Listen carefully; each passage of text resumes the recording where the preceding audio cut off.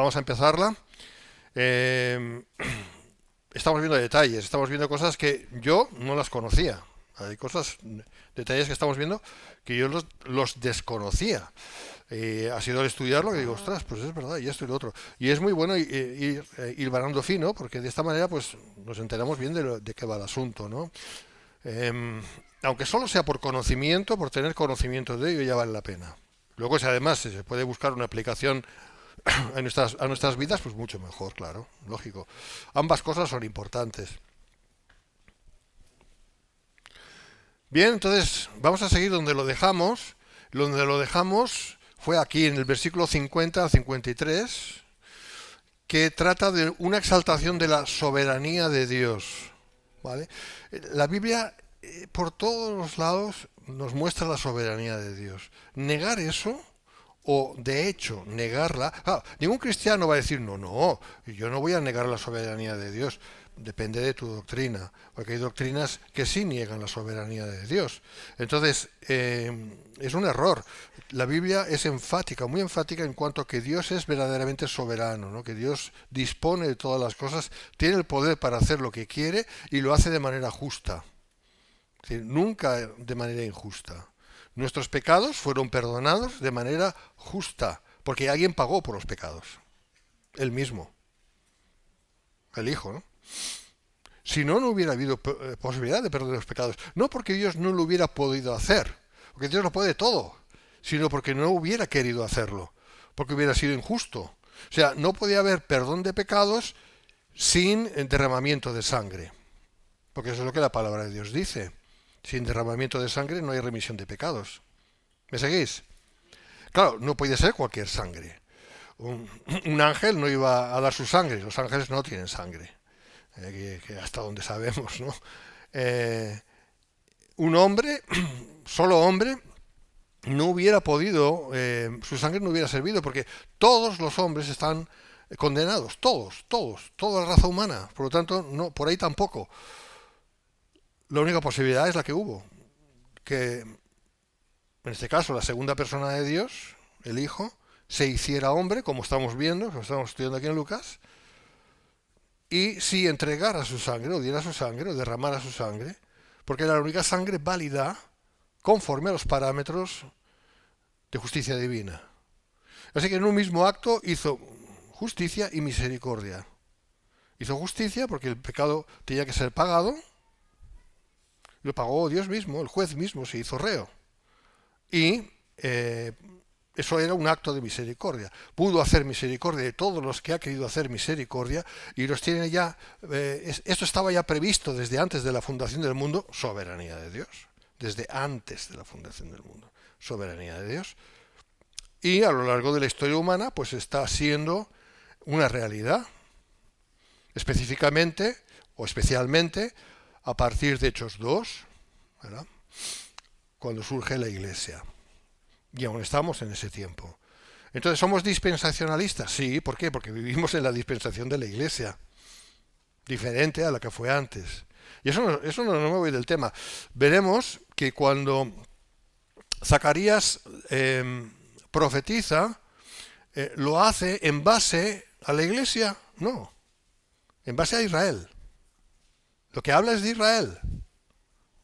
¿Por qué? Porque hasta ese momento la Iglesia no existía, solo en la mente de Dios. Solo en la mente de Dios, no existía, no había sido anunciada, no estaba en el mundo. Solo Israel estaba en el mundo, como pueblo de Dios. Todo esto es muy interesante. Así que la soberanía de Dios es imprescindible entenderla tal y como es, no como nos puede a nosotros parecer, sino tal y como es, conforme la Biblia la enseña. ¿Me seguís? Bueno, pues vamos a ver esto, ¿no? 50-53. Y su misericordia es de generación en generación a los que le temen. Hizo proezas con su brazo, esparció a los soberbios en el pensamiento de sus corazones, quitó de los tronos a los poderosos y exaltó a los humildes, a los hambrientos colmó de bienes y a los ricos envió vacíos. Esto es muy interesante porque eh, es una exaltación de la soberanía de Dios, es palabra de Dios, es verdad, pero en el tiempo de la humanidad, o sea, en el tiempo nuestro, esto no se ha terminado, o sea, esto no se ha cumplido, es la palabra. Se ha ido cumpliendo en parte, pero no se ha cumplido del todo. Porque esta es una declaración conforme al tiempo de Dios, no conforme al tiempo humano. ¿Me seguís? Esto es muy importante entenderlo porque tanto en la Biblia es así. Es conforme Dios lo ve. ¿Y Dios cómo lo ve? Desde la eternidad. Lo ve hecho. Está hecho. No es que se tiene que hacer. Hombre, se tiene que hacer en nuestra realidad. Pero está hecho. Dios ya lo ha hecho. No hay nada que se va a poder añadir ni quitar de eso. Está hecho. Así que, ¿creo yo en el destino? Esta es la pregunta que todo el mundo se hace, ¿no? ¿Crees en el destino? Bueno, yo creo en Dios. Y mi Dios es Dios del destino. Amén. Así que ya sabes la respuesta. Por tanto, obviamente este cántico constituye la obra cabal y completa hacia la humanidad de parte de Dios en su soberanía, cosa que no se puede ver si solo se contempla el presente. Y ahí la típica pregunta que tantos que dicen, pero si Dios es tan bueno y tan poderoso, ¿por qué permite? Es la típica pregunta, necia, pero que tiene sentido si nos la formulamos desde una perspectiva solamente humana y no contemplamos que Dios es Dios y no está sujeto a nada. Vale. Seguimos, versículos 54 y 55. Socorrió a Israel su siervo acordándose de la misericordia de la cual habló a nuestros padres para con Abraham y su descendencia para siempre. Recordatorio que lo que Dios prometió a Abraham y a sus descendientes lo va a cumplir cabalmente, todas las promesas para Israel. No ha sido todavía completado eso. Lógicamente, aún no estamos en el milenio. Por eso el milenio es imprescindible. Si no, lo que ha prometido Dios en su palabra no sería cierto. Y no se puede decir que eso se adjudica a la Iglesia, sencillamente porque la Iglesia no es Israel. Hay tantas diferencias entre Israel y la Iglesia.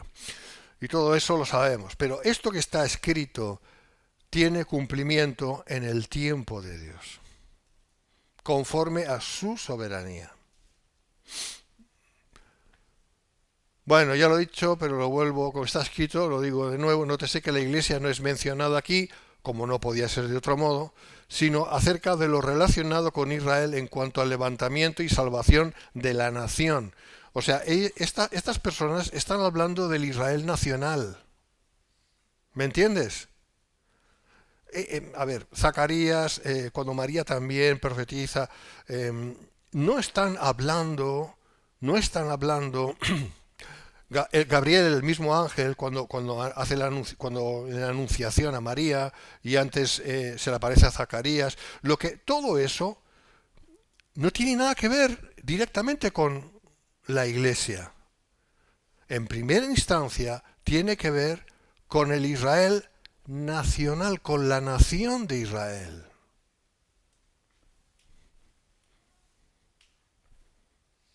Lo mismo en Mateo 24, que los apóstoles, los discípulos, en este caso aún no eran apóstoles, los discípulos le preguntan al Señor acerca de estas cosas, ¿no?, que tienen que suceder y el templo y todo eso. La respuesta del Señor es exclusivamente hacia Israel y dirigida a los últimos 7 años, mencionados, por cierto, en el libro de Daniel capítulo 9, las 70 semanas de años. Versículo 27 en concreto. Está hablando del tiempo de la tribulación, 7 años. De eso está hablando. Guerras, rumores de guerras, todo eso. Siempre ha habido guerras, siempre ha habido rumores de guerras. Eso no es nada nuevo. Pero él estaba hablando de cara a los judíos, en lo que son los últimos 7 años antes de la venida en gloria del Señor, cuando las 70 semanas que Gabriel le menciona a Daniel, el propósito de esas 70 semanas, que es la restauración completa de Israel y de Jerusalén, venga a ser un hecho. Y eso tendrá su culmen con la venida en gloria del Señor. Y todo eso es muy importante saberlo. ¿Por qué? Pues porque está escrito. Está escrito. Ahora, ¿la Iglesia es beneficiaria de todo esto? Claro que lo es. Claro que lo es. Pero hay que entender bien los tiempos. Lo que le falla a la Iglesia, lo que le ha fallado a la Iglesia en todo su tiempo, tantas veces, ha sido el entendimiento de los tiempos. El entendimiento acerca de la obra de Dios a lo largo de los tiempos. Y es una pena, porque mucha gente se ha perdido mucha información muy válida y todo lo que eso conlleva, ¿no? Entonces, es muy importante, y me voy a alargar un poquito más en esto, es muy importante entender esto. La Iglesia, constituida mayormente por gentiles, no son las ramas originales del buen olivo, sino que hemos sido injertados en las ramas del buen olivo. Por eso tenemos que tener mucha humildad y ver a Israel siempre como lo que realmente es, el primer escogido de Dios. El primer escogido de Dios fue Israel, no la Iglesia, aunque lógicamente la Iglesia iba a ser, porque la Iglesia al final es la desposada de Cristo, imagínate.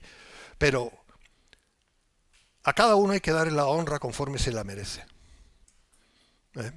Por eso tenemos que seguir orando por Israel, porque Dios no ha terminado con Israel. Al final se tiene que cumplir lo que está escrito. Todo Israel será salvo. Lo dice Romanos, lo dice Pablo en Romanos capítulo 11, cuando el tiempo de los gentiles se haya cumplido. Entonces, todo Israel será salvo es justamente el cumplimiento de lo que aquí estamos viendo. Es el cumplimiento de esto. Todo Israel significa, no todos los judíos, significa Israel como nación, como aquí se está viendo, como nación, será salva y será nación de naciones. Está escrito, hermanos. Yo no puedo decir otra cosa. Entonces, nótese que la Iglesia no es mencionada aquí, sino acerca de lo relacionado con Israel en cuanto al levantamiento y salvación de la nación, cosa que todavía tiene que ocurrir. ¿Por qué tiene que ocurrir? Porque aún estamos aquí. Y no puede estar la Iglesia e Israel al mismo tiempo. No puede ser. Como no fue así. Cuando Jesús dijo, vuestra casa os es dejada desierta y no me veréis más hasta que digáis bendito el que viene en el nombre del Señor, ¿qué ocurrió? Pues lo que ocurrió, que el Señor, el Rey, dio la espalda a su pueblo, porque su pueblo no le reconoció, sino que le envió a la cruz. ¿Vale? Y hay un periodo de tiempo, en Oseas nos habla de 2 días, que son 2000 años, evidentemente según el contexto, que se corresponde con el tiempo de misericordia hacia los gentiles de parte de Dios. ¿Vale? O sea, Dios rechaza momentáneamente a Israel y se fija en los gentiles para salvación a los gentiles. Entonces Cristo muere también por los gentiles. ¿Vale? Y la mayoría de la Iglesia la componen gentiles. Porque si hay algún judío aquí es que ni lo sabe. Y lo más probable es que no. Y tampoco importa.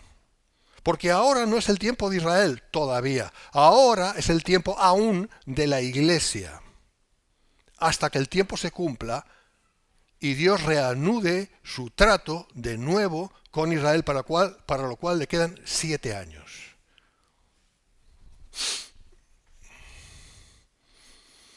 Por tanto, yendo a la cuestión, Israel esperaba y aún espera el cumplimiento de los pactos davídico, es el pacto que Dios hizo con David, el rey David, y también con Israel.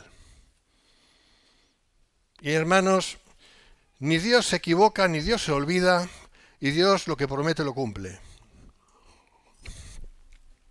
Y no vale mezclar las churras con las merinas, Israel, Iglesia, Israel, todo mezclado.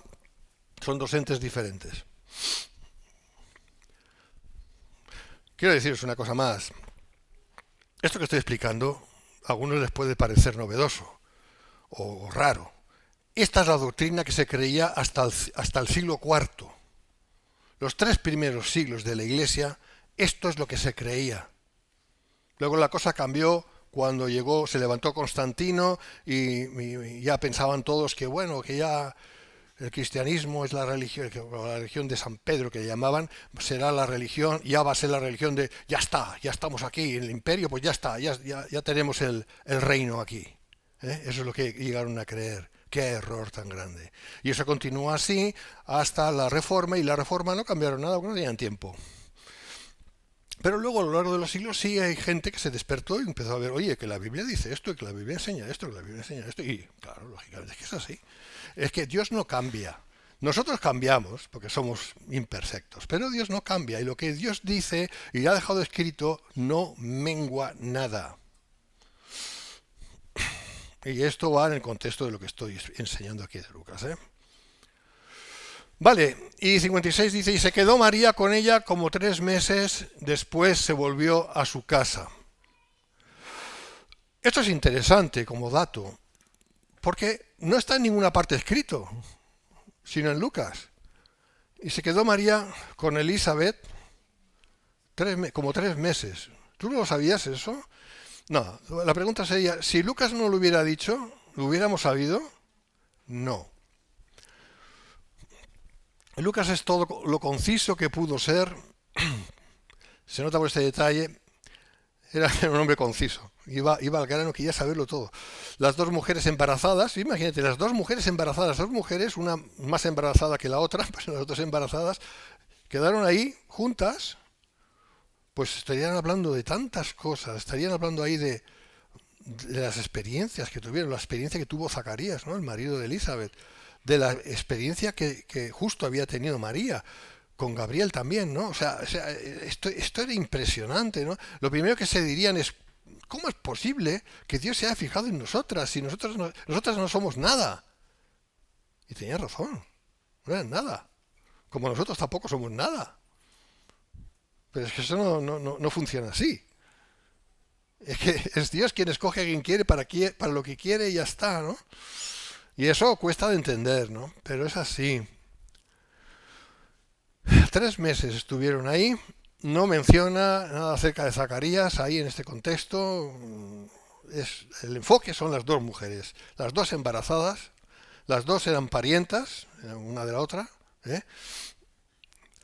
Y no habría manera de haberlo sabido si Lucas no lo hubiera investigado y no nos lo hubiera dejado por escrito. Bueno, se lo dejó por escrito a ese noble, ¿no?, de ahí romano, ¿no? Pero bueno, pero Teófilo, pero eso ha llegado a nosotros porque es palabra de Dios. Así que gracias Señor, gracias Teófilo, gracias Lucas, gracias a todos. Vale, María se volvió a su casa, lo que significa que volvió a recorrer a la inversa un largo y penoso recorrido desde las montañas de Judea, secas, llenas de peligros, ladrones, bandoleros. Por ahí estaba Curro Jiménez, seguramente, versión judía. No, es verdad, había muchos ladrones y asaltadores, ¿eh? Sí, lo sabía, sí. Vale, ahí tenemos la parábola del buen samaritano, ¿no? ¿Verdad? No hace falta que me la mencione. Entonces, y María fue. Y aquí no nos dice que fue con alguien. Presumiblemente fue sola. Llegó sola y se volvió sola. Esto no es cualquier cosa. Muy valiente, ¿no? Pues sí, la verdad es que sí. El Señor estaba con ella, está claro. Porque es un gran recorrido. Si lo miras en el mapa, míralo en el mapa, anda.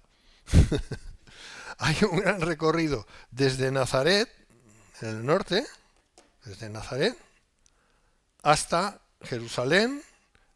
Elizabeth y Zacarías vivían en una aldea a unos 6 kilómetros cerca de Jerusalén, en las montañas, y luego de vuelta, ¿eh?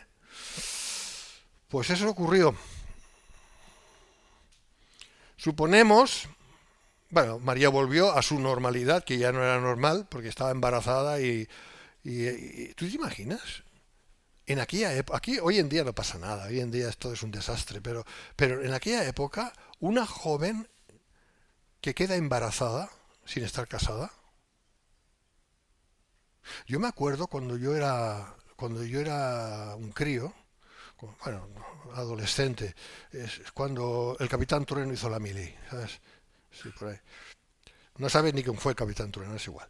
El caso, el caso es que hace tanto tiempo ya, allí en mi barrio en la SEAT, una chica se quedó embarazada, ¿vale?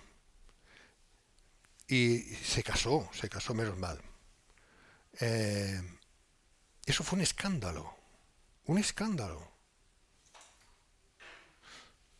¿Cómo ha cambiado la sociedad, no? ¿Cómo ha cambiado? Nada que ver. Bueno, a lo que voy. María se quedó embarazada por obra del Espíritu Santo, un milagro, y claro, lo tiene que ocultar.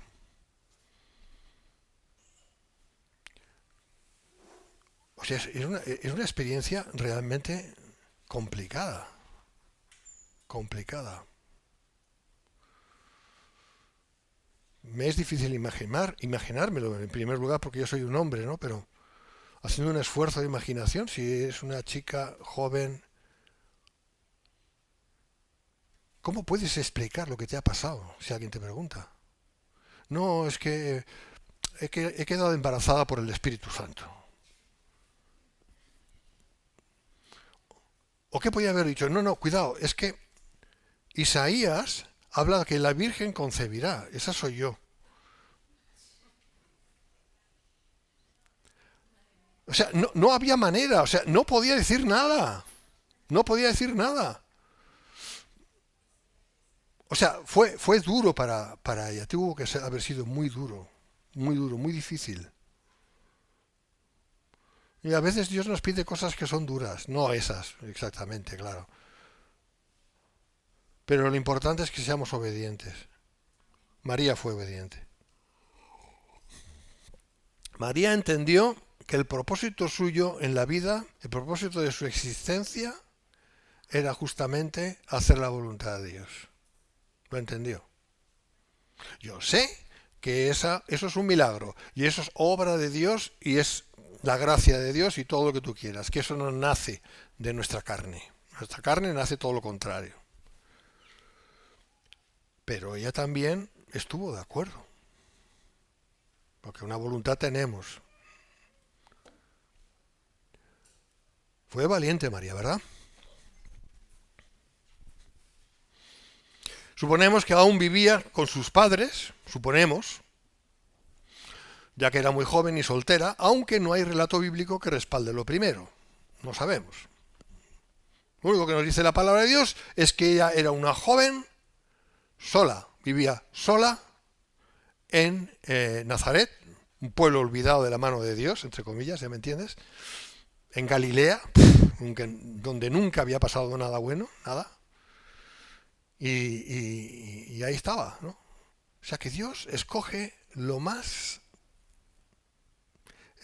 sin valor, ¿no? A ojos humanos para él glorificarse.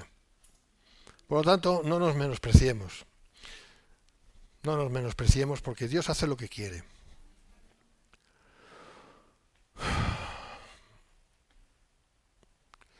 Pero Dios no la abandonó en esto, sino que por medio de un ángel en sueños le dijo a José, porque estaba saliendo con José, tenían un compromiso, ¿no? Estaban comprometidos, ¿no?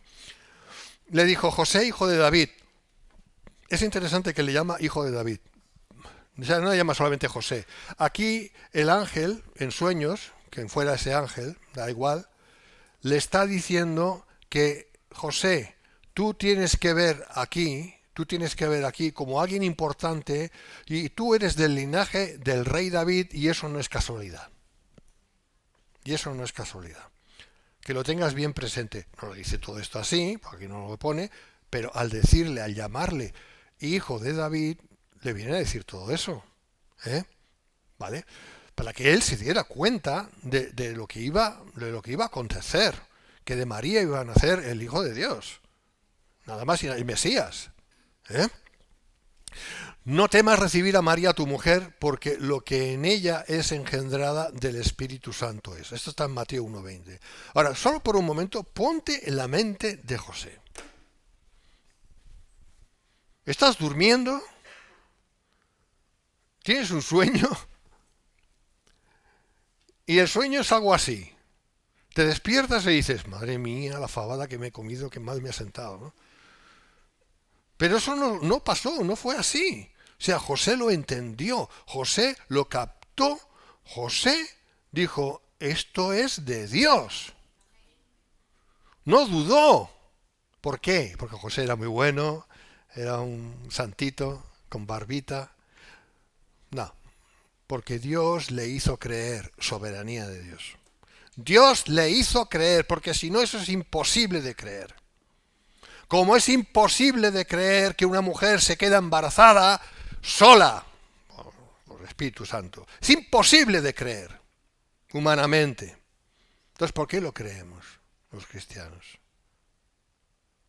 Por un acto de la soberanía de Dios.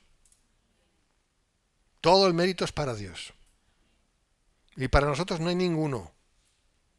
Ninguno, gracias a Dios. Como está escrito, yo no compartiré mi gloria con nadie. Pero es muy fuerte, hermanos. No temas recibir a María tu mujer, porque lo que en ella es engendrado... Porque claro, él ya sabía que María había quedado encinta. Y la iba a dejar, secretamente. La iba a dejar. La iba a dejar, claro, imagínate. Y ahí un ángel le dice, esto es engendrado por el Espíritu Santo. En el Antiguo Testamento se oye hablar del Espíritu de Dios, del Espíritu de Jehová, pero no se menciona tanto, no es tanto el hecho de que existe una persona que se llama Espíritu Santo. Eso fue una revelación, eso es algo nuevo, eso es algo del Nuevo Testamento. Sobre todo en el Nuevo Testamento es donde vemos claramente, digo sobre todo, no solamente, sobre todo en el Nuevo Testamento es cuando vemos realmente que Dios son tres personas. El Padre, el Hijo y el Espíritu Santo. Tres personas diferentes. Un solo Dios, pero tres personas diferentes. Y aquí José está durmiendo, iba a dejar a María, y un ángel le dice, un simple ángel, le dice esto: José, hijo de David, no temas recibir a María tu mujer, porque lo que en ella es engendrado del Espíritu Santo es. Le está dando una revelación acerca de cómo es Dios. Le está diciendo el ángel a José que el Espíritu Santo es una realidad, es una persona. Piensa, habla, siente, ejecuta, engendra, hace engendrar, etcétera, etcétera, etcétera. El Espíritu de Dios se movía sobre la faz de las aguas, trae vida. Es Dios. Y José se levanta de su sueño creyendo. Eso es un milagro. Mateo 1, 24, 25, y ocurrió que despertando José del sueño, hizo como el ángel del Señor le había mandado y recibió a su mujer.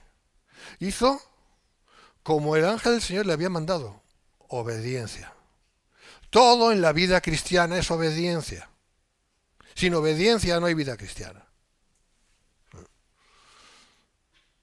Y aquí eso es importante de cara a doctrina, pero no la conoció, es decir, no tuvo relaciones sexuales con ella, hasta, o sea, ya se casaron, esa noche de bodas, nada. ¿Tú me entiendes, no? Nada. Porque dice, no la conoció hasta que dio a luz a su hijo. O sea, primeramente tenía que nacer Jesús, para que no hubiera equívoco, para que no hubiera error, para que no hubiera engaño, para que no hubiera nada que, claro, no, a ver, lo que pasa es que María fingía que estaba embarazada, luego se casa y luego pues José, como era su marido normal, pues la deja preñada y luego ya nace o algo así, ¿sabes? Aquí no hay ningún enredo, sencillamente Lo que dice es lo que pasó. No la conoció, no tuvo relación sexual con ella, hasta, esto ya también es importante, significa que luego sí tuvo. Claro, porque hay un hasta. Claro, y esto es muy importante. Esto destruye la tontería católico-romana, ¿eh? Es tontería. Te tienen a María como si fuera una diosa. No, perdón. María era un ser humano normal y corriente, pero eso sí, obediente. ¿Eh? Bueno, así que José se casa con María antes de que ella diera a luz a Jesús. No obstante, es muy posible que algunos se percataran de que María ya estuviera encinta al casarse. Es posible. Siendo de ese modo hubiera sido motivo de oprobio. Por eso tantas veces las apariencias pueden ser engañosas, ¿no? Cualquiera que la hubiera visto preñada hubiera dicho, uy, María, ¿sabes? Porque ¿quién iba a creer eso? Que había concebido por el Espíritu Santo. Solamente los cristianos lo creemos. No, cualquiera. Me dirás, no, hay mucha gente por ahí que lo cree. No, lo creen como los loros repiten las cosas. Lo repiten. Hoy en día ya nadie cree en nada. Si la gente ya no cree ni en Dios, no cree en nada. O sea, es un desastre lo que hay hoy en día. En mis tiempos, hablo de mis tiempos, ahora ya ni eso siquiera. Bueno, seguimos. Nacimiento de Juan. Cuando a Elizabeth se le cumplió el tiempo de su alumbramiento, dio a luz un hijo. Y cuando oyeron los vecinos y los parientes que Dios había engrandecido para con ella su misericordia, se regocijaron con ella. Aconteció que el octavo día vinieron para circuncidar al niño, esa era la costumbre, y le llamaban con el nombre de su padre Zacarías. Hoy en día ya no, pero hasta hace poco se ponía a los hijos se ponía el nombre del abuelo y del otro abuelo. Por eso hay tantos Juan Luis, Pedro Luis o Miguel Ángel o no sé qué, no sé cuánto. Hoy en día ya no, pero antes era así. Bueno, pues esto viene un poquito de aquella época. Aquella época lo que se hacía era el abuelo, el padre daba su nombre a su hijo. Bueno, lo dejo ahí. Pero respondiendo su madre dijo, no, se llamará Juan. Y le dijeron, ¿por qué? Claro, pues les parecía raro. No hay nadie en tu parentela que se llame con ese nombre. Entonces preguntaron por señas a su padre cómo le iba a llamar y pidieron una tablilla, escribió diciendo, Juan es su nombre. Y todos se maravillaron. ¿Por qué se maravillaron? Bueno, ahora veremos. Al momento fue abierta su boca y suelta su lengua. Ahí está. Y habló bendiciendo a Dios, lo primero que hizo. Y se llenaron de temor todos sus vecinos, y en todas las montañas de Judea se divulgaron todas estas cosas. Eso fue impresionante. Todos los que lo oían las guardaban en su corazón diciendo, ¿quién pues será este niño? Y la mano del Señor estaba con él. Vamos a ver brevemente sobre esto. Bueno, la ubicación geográfica es esta, una pequeña población en las montañas muy cerca de Jerusalén. Se cumplió el tiempo de dar a luz y dio a luz y todos se alegraron con Elizabeth. Claro, eran personas ya mayores, ¿vale? No solo porque habían tenido un hijo, sino que lo habían tenido en el momento en que físicamente es imposible. Entendieron que eso fue obra directa de Dios y que Él había engrandecido su misericordia para con ella, como fue dicho. Al octavo día, conforme a la ley de Moisés, bueno, pues se había vuelto la corriente práctica de dar el niño del padre en la circuncisión. Esta era la costumbre. No sabemos si esa costumbre, cuánto tiempo tenía, pero en ese tiempo estaba esa costumbre.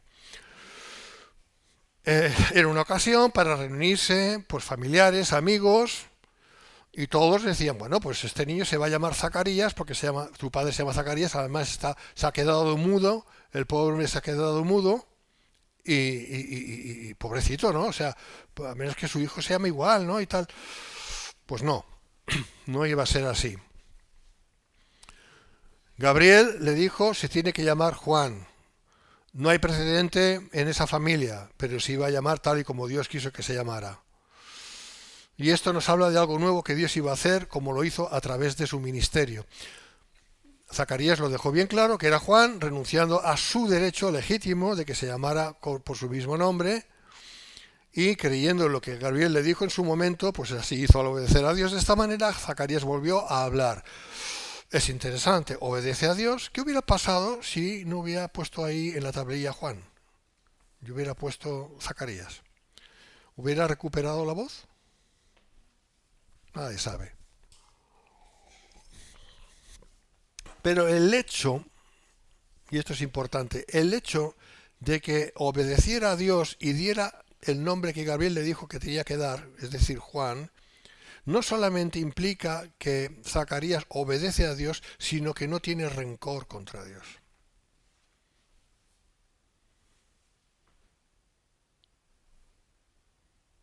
¿Cuántos cristianos se enfadan con Dios en un momento dado? Ya no te digo la gente del mundo.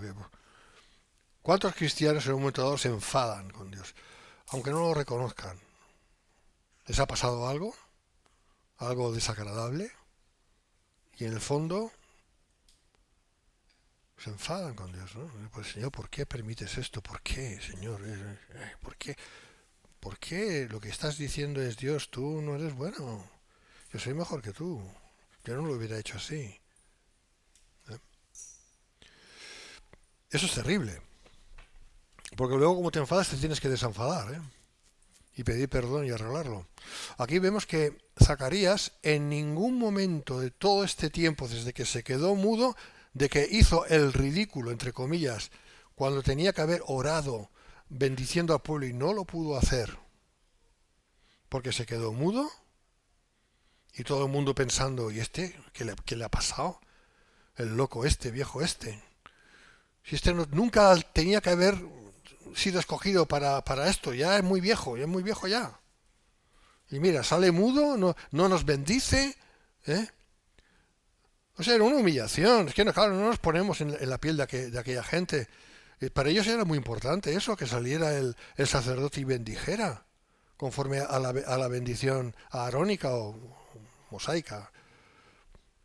Y no lo hizo porque no lo pudo hacer. Luego pasa todo el tiempo que pasa mudo.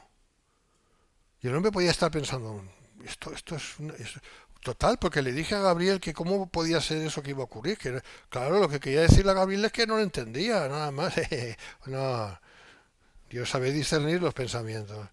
Pero él podía engañarse a sí mismo, ¿no? Y pensar, pero hombre, total, tampoco fue para tanto, ¿no? Y estuvo todo ese tiempo mudo. Fácilmente podía haberse resentido. Fácilmente podía haber dicho esto qué es, ¿no? O sea, yo es que ya no sé qué creer, ya es que ya esto ya pasa de castaño oscuro, es que es pa. No. Fue tener la posibilidad de decir, tener la posibilidad de obedecer a Dios con el nombre de su hijo e instantáneamente quedar libre de esa mudez. Pudo volver a hablar. Y lo primero que habló fue bendición para Dios. Lo primero. Así que Zacarías es un buen ejemplo.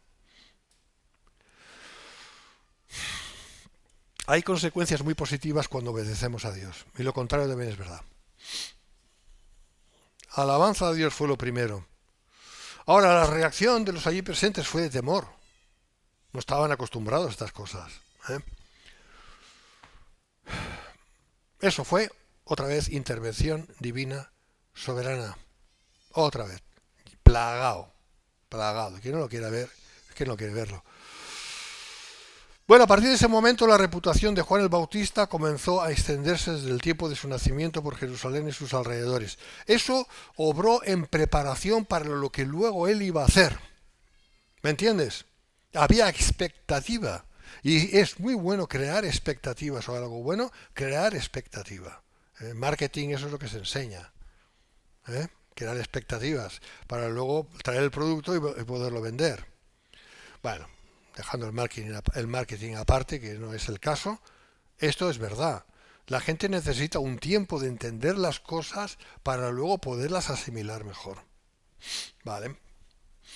66. Y todos los que las oían las guardaban en su corazón diciendo, ¿quién pues será este niño? ¿Ves? Expectativa.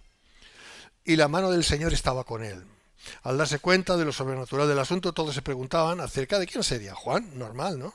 Es que además no hay ningún Juan en la familia de Zacarías. Pero tiene que ser Juan. Porque Zacarías ha dicho que tiene que ser Juan. Esto es muy raro, ¿eh? Elizabeth se queda embarazada, una mujer ya mayor, el hombre mayor, se queda embarazada.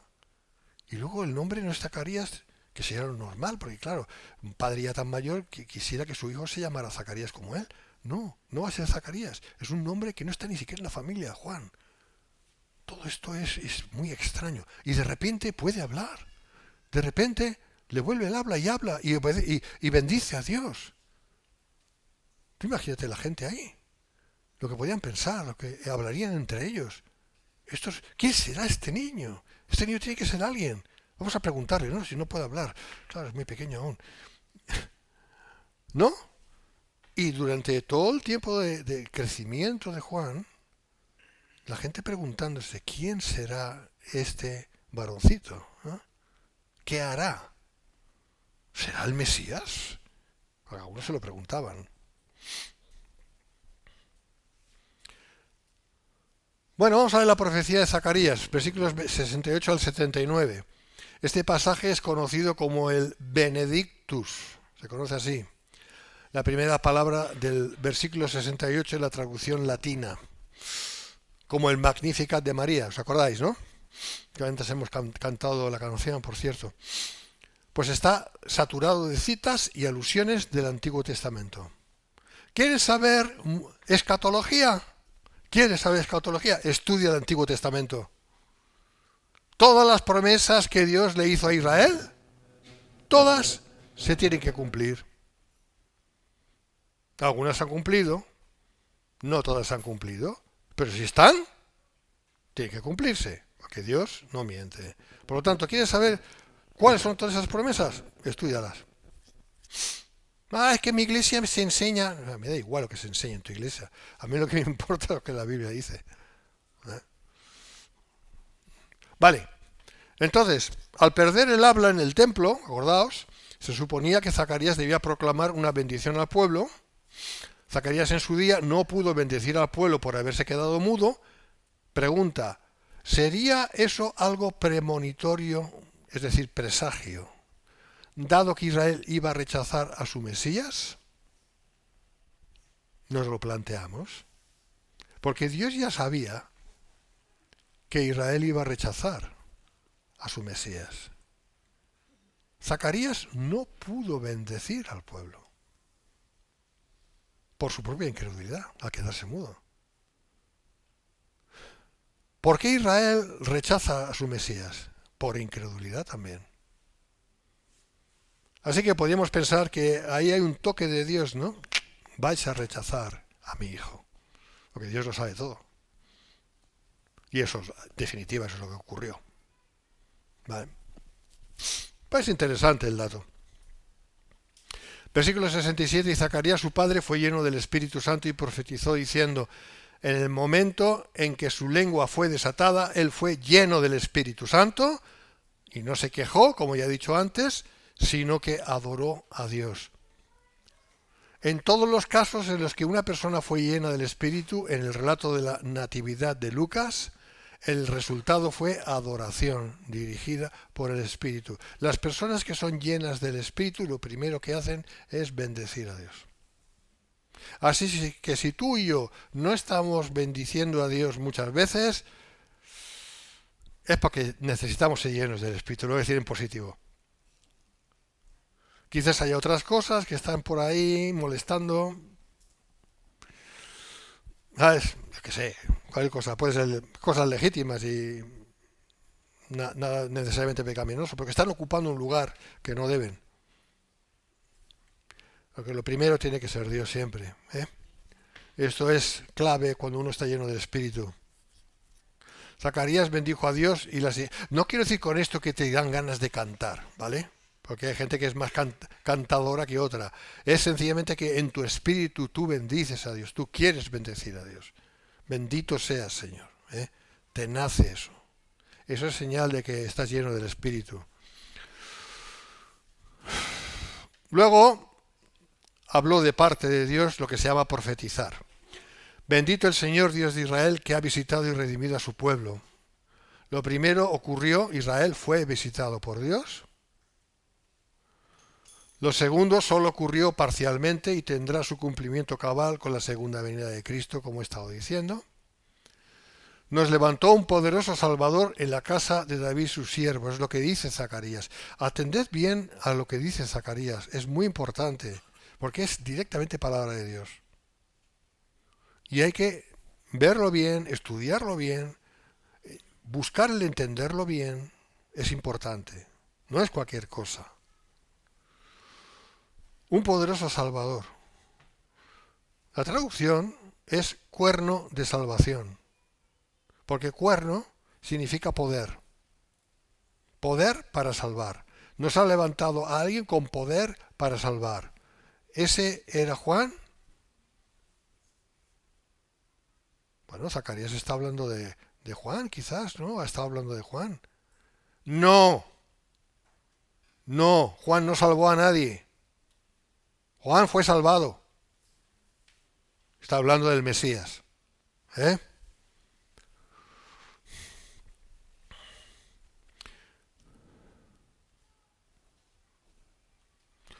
Puesto que tanto Zacarías como Elizabeth eran levitas, venían de la tribu de Leví,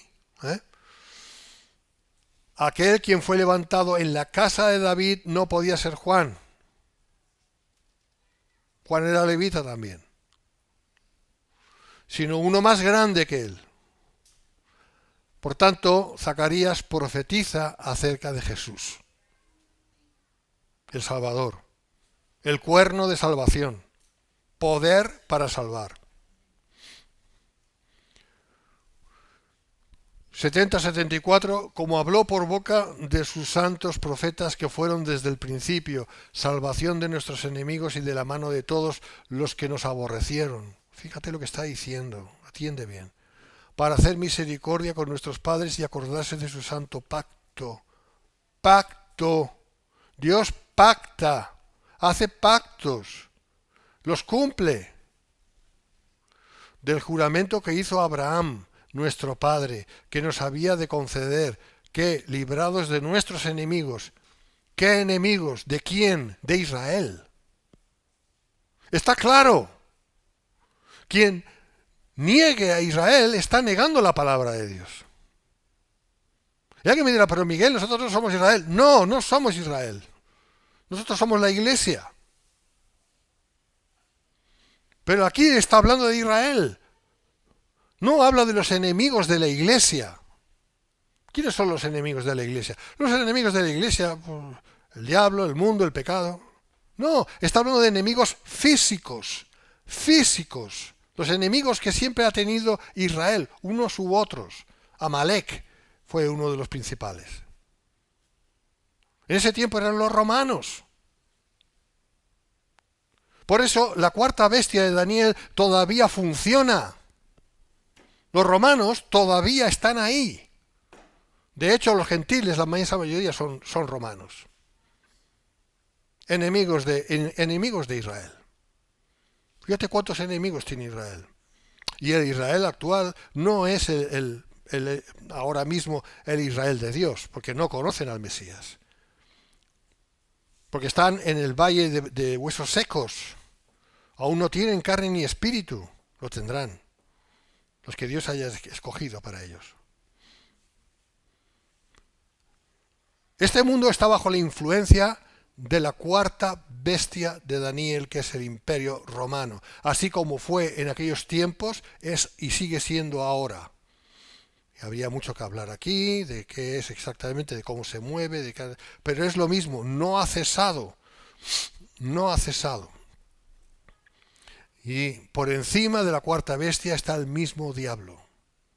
Y el principal de la cuarta bestia es el anticristo, es la bestia, el cuerno número 11, que aún no se ha levantado, pero por breve tiempo se levantará.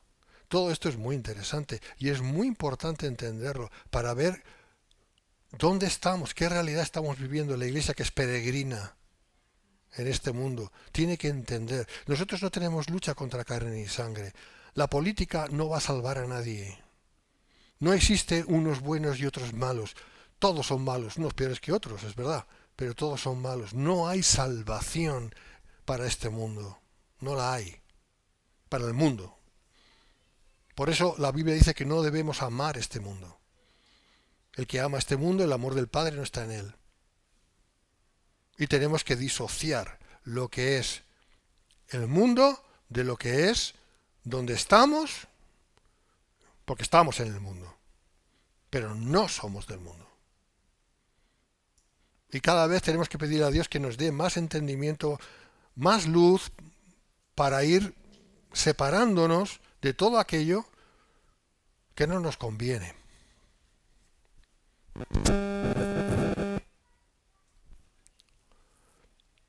Pero volviendo a la cuestión, el juramento que Dios hizo a Abraham, Dios hizo a Abraham, nuestro padre en la fe es Abraham, sí, claro. Pero Zacarías, inspirado por el Espíritu Santo, tenía en mente a Israel. No a la iglesia, como ya vengo diciendo.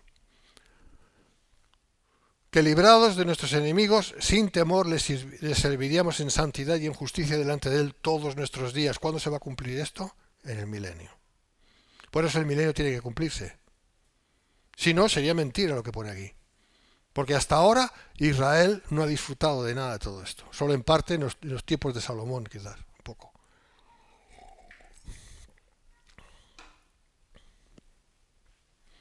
Aclarémonos, ¿eh?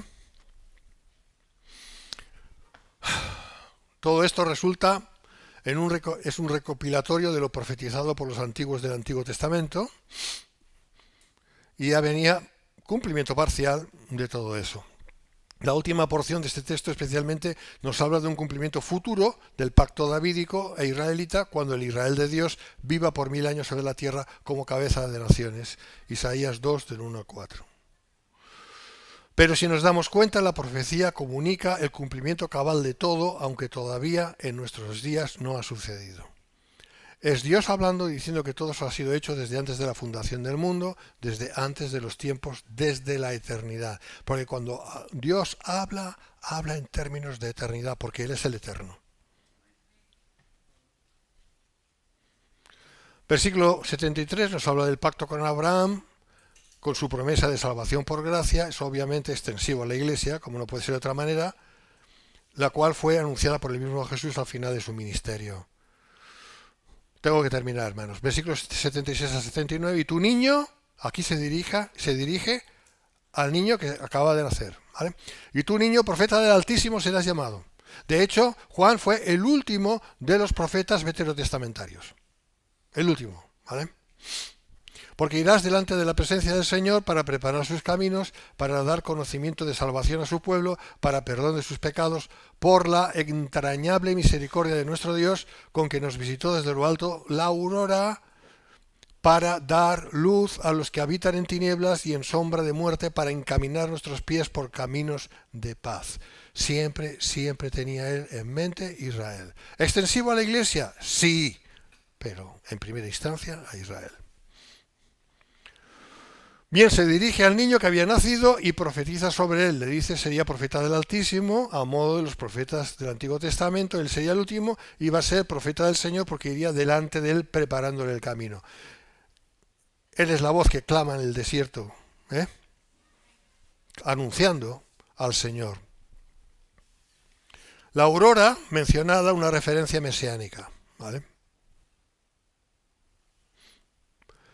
Juan iba a ser una luz que precedería a la luz del mundo, que es Jesús. Luz para todos, porque todos habitábamos en oscuridad, sombra de muerte, empezando por supuesto por Israel. El perdón de los pecados es la esencia de la salvación. Dios salva a pecadores de la separación eterna de Él, al igual que del infierno, solo a través de la expiación y el perdón de sus pecados. La finalidad del perdón de pecados es paz con Dios. Y dirán paz y seguridad, y vendrá sobre ellos destrucción repentina. Porque no están buscando la paz de Dios, están buscando la paz que ofrece este mundo. Y el Señor dijo, mi paz os dejo, mi paz os doy, no como el mundo la da. No es la misma paz. La paz con Dios es el cielo. Su presencia. No hay precio para eso. Y el niño crecía y se fortalecía en espíritu y estuvo en lugares desiertos hasta el día de su manifestación en Israel.